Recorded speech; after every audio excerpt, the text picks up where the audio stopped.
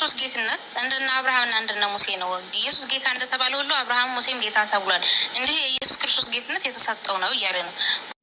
ለኡስታዝ ወሂድ መልስ እየሰጠች ነው። አስባችሁታል? ለኡስታዝ ወሂድ መስጠቱ አይደለም የሚያስቀውና የሚገርመው እንደ መረጃ የተጠቀመችው ሃይማኖተ አበው እና ዮሐንስ አፈወርቅ ነው። ካሁን በፊት በተደጋጋሚ ተናግሬ ያለውኝ ለኦርቶዶክስና መሰለ ስላሴ ዶክትሪን አማኞች ሃይማኖተ አበው ተቀባይነት የለውም። ቅዱስ ዮሐንስ አፈወርቅ የምትሉትም ሆነ እሱ መሰል ሃይማኖተ አበዎች መጽሐፍ ቅዱስን የሚተረጉሙት ኦርቶዶክስን አስመስለው እንጂ የኦርቶዶክስን ሐሳብ ይዘው መጽሐፍ ቅዱስ ውስጥ ጥልቅ የሚሉ ናቸው እንጂ መጽሐፍ ቅዱሱ በሚፈልገው አይደለም የሚተረጉሙት።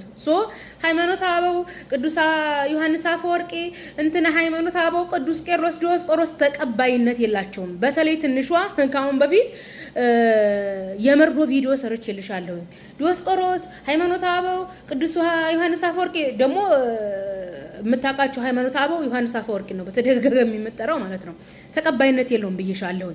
ስለዚህ ቅዱስ ዮሐንስ አፈወርቂ ከጴጥሮስ ከያዕቆብ ከይሁዳ ከዮሐንስ ከማቴዎስ ጋር ካልገጠመ ተቀባይነት የለውም። እንኳን አንድ ዮሐንስ አፈወርቅ አይደለም ሚሊዮን ዮሐንስ አፈወርቂ፣ ሚሊዮን ዲዮስቆሮስ፣ ሚሊዮን ያ ማርያምን የፈጣሪ ናት ናት ያለው ቄስ ደግሞ ማን ነበረ? ቄርሎስ። ሚሊዮን ቄርሎስ ብትሰበስቢ ከጳውሎስ ከጴጥሮስ አስተምሮ ጋር ካልገጠሙ ዋጋ የላቸውም። ለማንኛውም ኡስታዝ ወሂድ እያወራ ያለው መጽሐፍ ቅዱስ በሚፈልገው እስከሆነ ድረስ እንደ መጽሐፍ ቅዱስ ግልጽ አስተምሮ ኢየሱስ ክርስቶስን ጌታ ያደረገው እግዚአብሔር ነው። የሐዋርያ 12:36 ላይ በግልጽ እንደተቀመጠው ማለት ነው። ሲጀምር ኢየሱስ እድሜው 30 ዓመት እስከሚሞላው ድረስ ማንም ጌታ ብሎ ጠርቶት አያውቅም። ኦኬ፣ ጌታ መባል የጀመረው እድሜ 30 ዓመት ከሞላው በኋላ ነው። ክርስቶስ ራሱ የተባለው የእግዚአብሔር ልጅ ራሱ የተባለው 30 ዓመት ከሞላው። በነገራችን ላይ ኢየሱስ ክርስቶስ የተጠመቀው ሃይማኖት እየቀየረ ወይም ሃይማኖት እየተቀበለ ሳይሆን ስልጣን የማግኛ ፕሮሰስ ነው። መጾም፣ መጸለይ፣ መጠመቅ ከእግዚአብሔር ስልጣንን የመቀባት ፕሮሰስ ነው። እነዚህም ፕሮሰስ በእግዚአብሔር ፊት ማድረግ ግዴታ ስለሆነ ለኢየሱስ እነዚህም ፕሮሰሶች ጨርሰ እግዚአብሔርም ልጅ አለው። ስለዚህ ልጅነት ለእስራኤላውያኖች የሚሰጥ ነው። ሐዋርያው ጳውሎስ ለሮሜ ሰዎች በላከው ደብዳቤ ምዕራፍ 9 ከ1 እስከ 5 ስታነቡት እስራኤላውያኖች የእግዚአብሔር ልጆች ናቸው። እስራኤላውያኖች መለኮታዊ ክብር ይሰጣቸዋል። እያንዳንዱ የእስራኤላዊ ንጉስ፣ ነብይ፣ ሽማግሌ አምላክ ተብሎ ይጠራል። በነገራችን ላይ ጌታ ተብሎ ይጠራል። ኦኬ።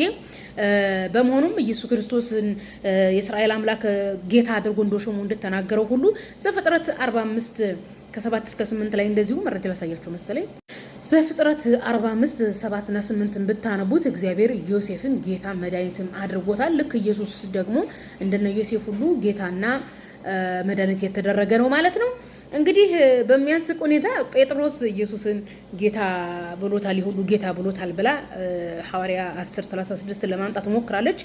ጴጥሮስ ኢየሱስን የሁሉ ጌታ ያለው ለእስራኤሎች ነው። እዛው ላይ እኮ ሐዋርያ 10:36 ላይ ንግግሩ የጴጥሮስ ነው። ምን ይላል? የሁሉ ጌታ በሚሆን በኢየሱስ ክርስቶስ ሰላምን እየሰበከ ይህንን ቃል ወደ እስራኤል ልጆች ላከ ይላል። ወደ እስራኤል ልጆች ላኪው ማን ነው? እግዚአብሔር ነው። ስለዚህ ኢየሱስ የሁሉ ጌታ የተባለው ለምንድን ነው? ለእስራኤሎች ነው። ልክ ናቡከደነጾር የነገስታት ንጉስ እንደተባለ ሁሉ ማለት ነው። እንደዚሁም ምንን አምጥታለች? ራእይ ላይ ሄዳ የነገስታት ንጉስ የሚል አምጥታለች። ራእይ 17:14 ላይ ያለው ኢየሱስ ክርስቶስ የጌቶች ጌታና የነገስታት ንጉስ የሚለው ስለ ምድር ነገስታትና ጌቶች ነው የሚያወራው። ኦኬ።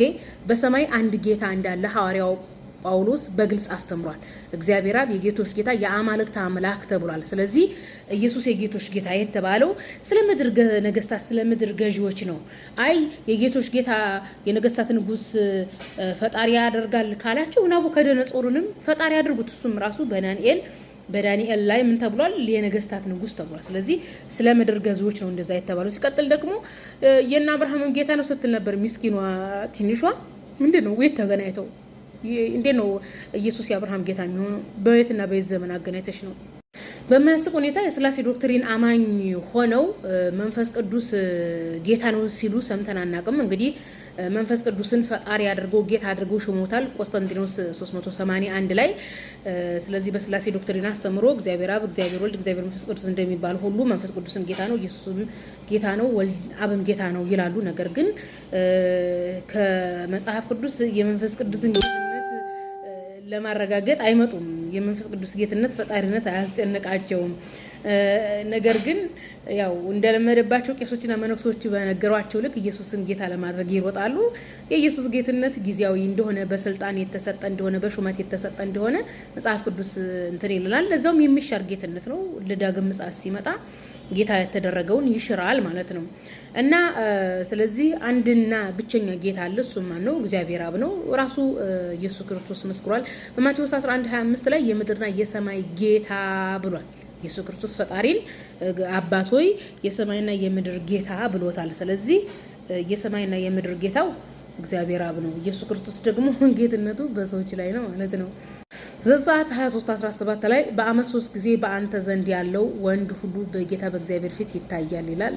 የእስራኤል የሕዝብ ቆጠራ ላይ ነው። ምንድነው ዘጸአት ላይ የሚለው? ጌታ እግዚአብሔር ተብሎ ተቀምጧል። ጌታ እግዚአብሔር ተብሎ ተቀምጧል። ኢየሱስ ክርስቶስን ጌታ እግዚአብሔር ነው የሚል ግን ማግኘት አይችልም መጽሐፍ ቅዱስ ላይ። እንደዚሁም ኢሳይያስ 61:1 ላይ የጌታ እግዚአብሔር መንፈስ በእኔ ላይ ነው ይላል። ናቡከደነጾር የነገስታት ንጉስ የተባለው ዳንኤል 2:37 ነው።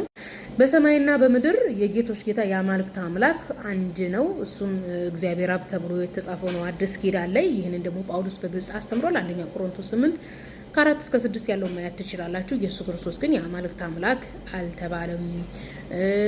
ጌታ እግዚአብሔር ወልድ አልተባለም። የምድርና የሰማይ ጌታ አልተባለም።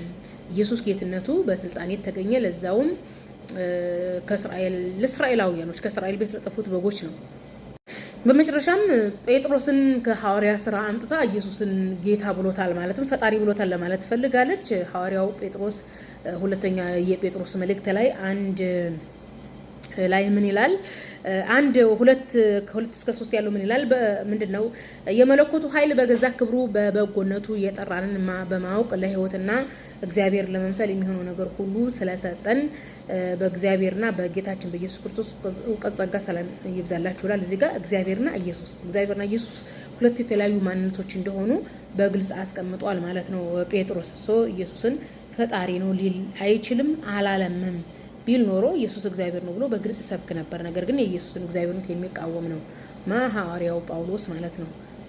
ለዚህም ነው አንደኛ ጴጥሮስ መልእክት ምዕራፍ 1:1-2 ላይ ብትሄዱ እግዚአብሔር አብ አስቀድሞ እንዳወቃቸው ይላል። እግዚአብሔር አብ እግዚአብሔርነትን እውቅና የሰጠው ለማን ነው? ለአብ ነው እንጂ ለኢየሱስ የእግዚአብሔርነትን እውቅና አልሰጠም። እንደዚሁም ከ3-5 ባለው ላይ ምንድነው የሚለው? ለማያልፍ ርስት እንደ ምሕረቱ ብዛት ሁለተኛ ወለደን የጌታችን ኢየሱስ ክርስቶስ አምላክና አባት ይባረክ ይላል። ሐዋርያው ጳውሎስ የኢየሱስ ፈጣሪ እንዳለ በግልጽ ያስተማረ ሰው እንጂ ኢየሱስ ፈጣሪ ነው ብሎ አያምንምም፣ ለሰውም አላስተማረም ማለት ነው። ስለዚህ ውሸት ይብቃ ለማለት ያክል ነው። ሼር አድርጉላት።